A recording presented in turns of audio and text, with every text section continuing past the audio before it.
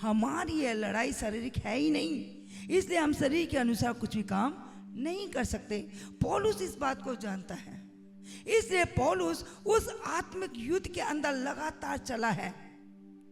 अगर पौलुस के जीवन को देखा जाए तो सच में उसने अपने जीवन के द्वारा कहा, यदि कोई कहे मैं मसीह का दीवाना हूं तो मैं उससे बढ़कर मसीह का दीवाना हूं।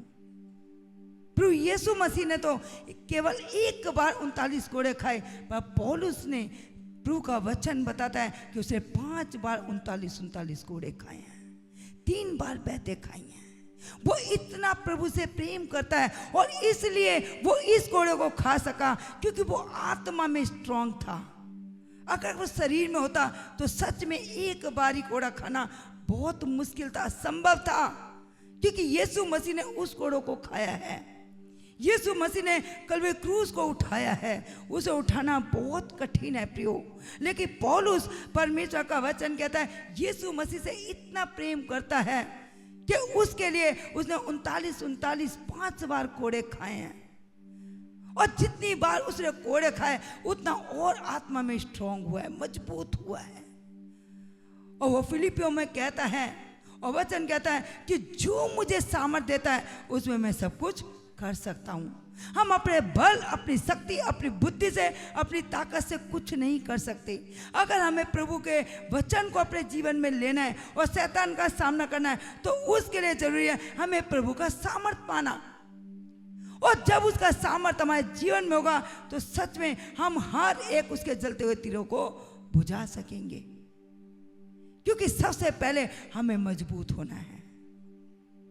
और हमें मजबूत होकर जब हम उसके वचन को लेकर अपने जीवन में खड़े होंगे तो सच में चाहे कितना भी दुष्ट हमारे लिए कोशिश कर ले, कितने भी वो जाल बुन ले, कितना भी वो चारों तरफ से हमें घेर ले, पर याद रखें वो हमेशा हमारे पांव के नीचे हैं।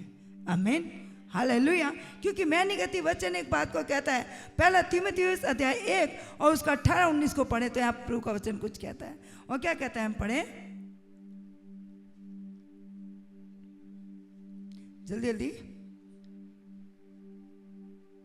पहला तीमुथियुस अध्याय 1 उसका 18 और 19। हे पुत्र तीमुथियुस, उन भविष्यवाणियों के अनुसार जो पहले तेरे विषय में की गई थी, मैं आज्ञा सौंपता हूँ कि तू उनके अनुसार अच्छी लड़ाई को लड़ता रहे और विश्वास और उस अच्छे विवेक को थामे रहे, जिससे दूर करने के कारण कितनों का विश्वास रूपी जहाज डूब गया। आमीन, हालेलुया। यहाँ पौलुस अपने आत्मिक पुत्र को कुछ सिखा रहा है और वो बता रहा है कि अपने इस युद्ध के अंदर जो मसीह दौड़ में है, एक लड़ाई के अंदर है। प्रभु का वचन यहाँ पर कहता है, हे पुत्र तीमुथियुस, उन भविष्यवाणियों के अनुसार जो पहले तेरे विषय में की गई थी, मैं यह आज्ञा सौंपता हूँ कि तू उनके अनुसार अच्छी लड़ाई को लड़ता रहे और विश्वास और उस अच्छे विवेक को थामे रहे, जिसे दूर करने के कारण कितनों का विश्वास रूपी जहाज डूब गया। हालेलुया। क्योंकि जब हम लूका को पढ़ते हैं तो प्रभु का वचन एक बात को बताता है, और लूका की पुस्तक में अगर हम जाते हैं अध्याय 8 में तो हम परमेश्वर का कलाम एक बात को कहता है कि बीज बोने वाला बीज बोने निकला। और जब बीज बोने के लिए निकला तो कुछ बीज तो मार्ग के किनारे गिरे, और जब मार्ग के किनारे गिरे वो पक्षी के रूप में शैतान आया और उस बीज को चुरा कर ले गया। कुछ झाड़ियों में गिरे, और झाड़ियां दर्शाती है चिंताओं को, घर की बहुत सारी समस्याओं को। वचन सुना तो सही, आनंद से लिया तो सही, पर जैसे ही अपने घर में गए, जैसे ही संसार में गए, चिंताओं ने झाड़ियों के समान उन्हें ऐसे घेर लिया कि वो बीज पनपने ना पाया, पर झाड़ियों ने आकर क्या कर दिया, उन्हें दबा दिया। कुछ चट्टान में गिरे, और चट्टान दर्शाता है मजबूती को और उस कठोरता को कि बीज तो डाला गया पर पानी ना रुकने के कारण वो बीज वहां पर पनपा नहीं, पर कुछ बीज अच्छी भूमि के गिरे और जो अच्छे भूमि में गिरे वो 30 और 60 और 100 गुना फल लेकर आए। इसलिए यहाँ पर पौलुस तीमुथियुस को एक बात को समझा रहा है कि बहुत सारे लोगों का विश्वास जो मसीह में आने के समय उन्होंने एक वायदा किया और वायदा कर कर प्रभु के साथ चले, पर जैसे ही वो चिंताओं में गए, समस्या में गए, तकलीफों में गए, उसी समय उनका विश्वास रूपी जहाज क्या हुआ? डूब गया। और ये डूबता कब है? जब मजबूत विश्वास नहीं होता। जिसका विश्वास मजबूत होगा वह अय्यूब के समान अपने जीवन को देखेगा, बनाएगा। अय्यूब के जीवन में समस्या आई, तकलीफ आई, शैतान परमेश्वर से अनुमति लेकर उसके पास आया है। बाइबल एक बात को कहता है, परमेश्वर स्वयं खुद परीक्षा नहीं करता, लेकिन शैतान मनुष्य की परीक्षा करता है। और वो क्यों करता है? ताकि वो हम पर दोष लगा सके। अय्यूब के ऊपर भी बार बार वो दोष लगाने के लिए कोशिश किया। परमेश्वर उस पर पूरा विश्वास कर रहा है और परमेश्वर कह रहा है अय्यूब के समान खरा, विश्वास योग्य, धर्मी कोई और नहीं है। पर अय्यूब एक ऐसा व्यक्ति है जो मेरा भय मानता है, मेरी उपस्थिति में रहता है और विश्वास योग्य है, धर्मी है। पर शैतान परमेश्वर को एक चुनौती दे रहा है और क्या कह रहा है? क्या वो तेरा भय, तेरी संगति और तेरी खराई में यूं ही चलता है? क्या तूने उसके चारों ओर बाड़ा नहीं बांधा? क्या तू उसके काम पर आशीष नहीं दिया? क्या तूने सब कुछ उसके जीवन में आनंद की भरपूरी नहीं दिया? सब कुछ तूने दिया है, इसलिए वो तेरा भय मानता है।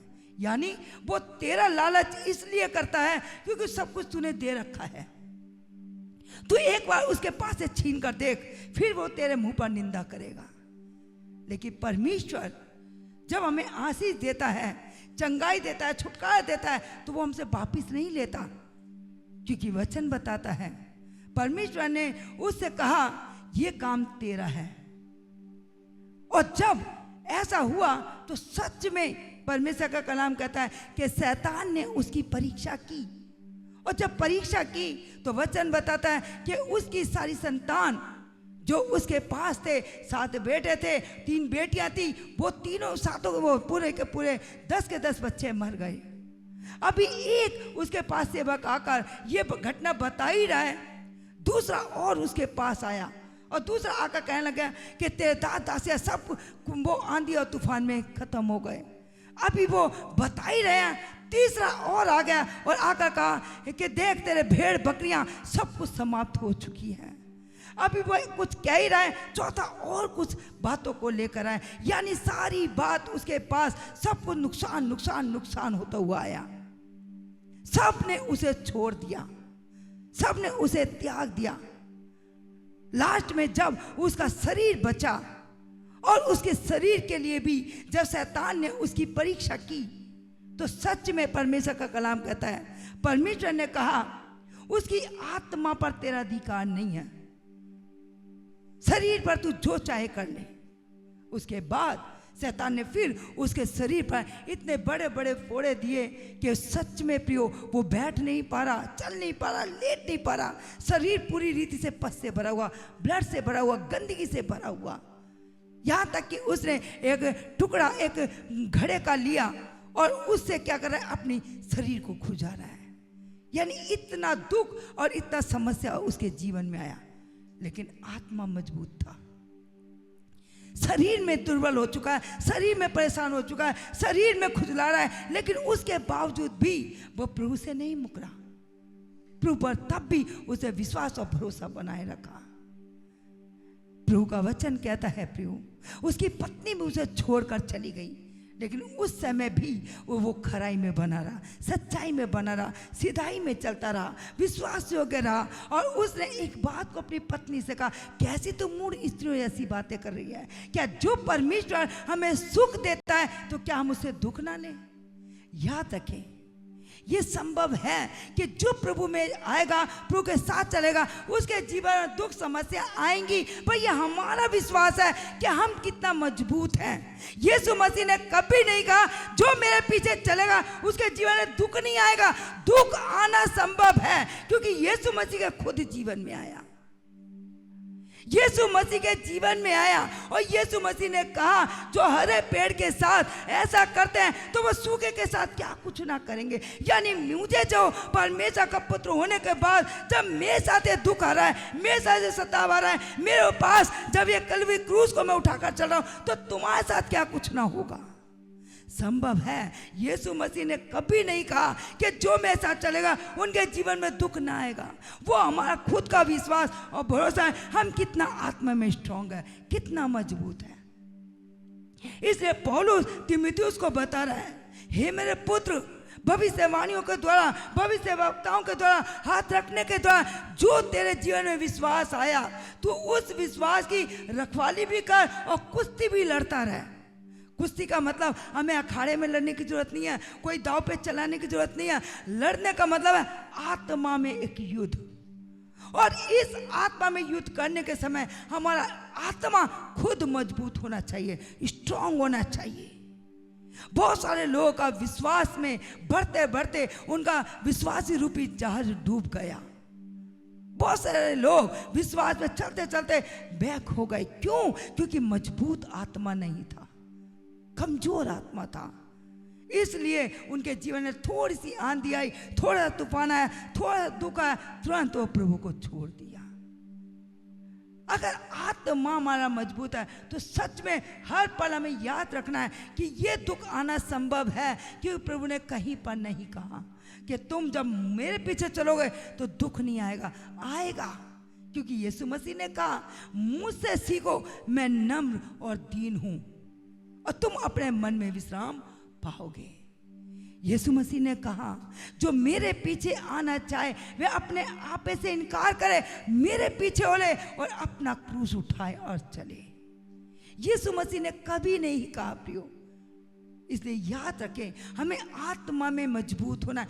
दुख आएंगे, पर परमेश्वर का वचन एक बात को कहता है, इन समस्या, इन दुखों में हमें याद रखना है प्रभु यीशु मसीह हमारे साथ है।